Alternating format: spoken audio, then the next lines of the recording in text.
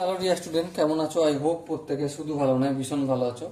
স্ক্রিনের উপর একটা প্রশ্ন দেখা যাচ্ছে। প্রশ্নটা কি বলেছে দেখো, tan theta plus cot theta equal to 2 হলে থিটার মান কত হবে? ওকে, চলো করতে শুরু করে দিই। দেখো, ট্যান থিটাকে আমি ট্যান থিটা রেখে দিলাম, কট থিটাকে কি করে দিলাম 1 by tan theta equal to 2।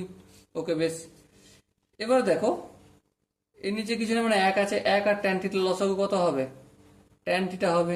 এবার ট্যান থিটাকে এই ট্যান থিটার সঙ্গে গুণ হয়ে যাবে direct, tan square theta plus 1।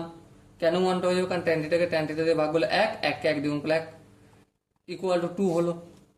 Okay, tan square theta plus 1 equal to, এই ট্যান থিটাটা অপোজিট সাইডে গেলে 2 ট্যান থিটা হবে। ওকে, এবার দেখো, এই ট্যান স্কোয়ার থিটাটা যেমন আছে তেমন থাকলো। এই 2 ট্যান থিটাটা আমি সমান অপোজিট দিকে আনবো, minus 2 tan theta plus 1 equal two 0।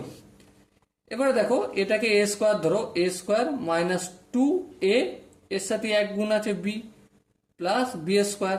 তার মানে কিসের সূত্র? এ মাইনাস বি, মানে এ বলতে ট্যান থিটা মাইনাস বি বলতে 1, তার হোল স্কোয়ারের সূত্র। সো দেখো, tan theta minus 1 equal two 0, স্কোয়ারটের দিকে গেলে √0, √0 মানে 0।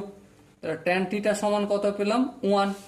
ট্যান থিটা সমান 1, ট্যানের কত ডিগ্রির মান 1?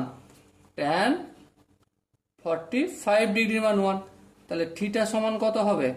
45 ডিগ্রি। I hope. এবারে 45 ডিগ্রিকে আমরা কিভাবে দেখাই? 45 ডিগ্রিকে দেখাতে গেলে কিভাবে দেখাবো? π/4 রেডিয়ান।